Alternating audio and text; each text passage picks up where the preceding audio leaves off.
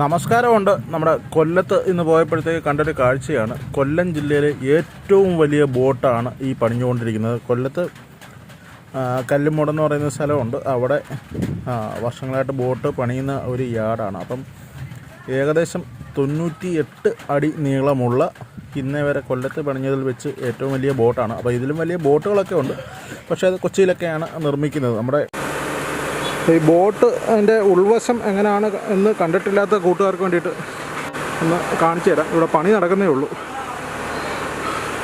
അപ്പോൾ ഇതായിരിക്കും ഇതിൻ്റെ എൻജിൻ റൂമായിട്ടൊക്കെ വരുന്നത്.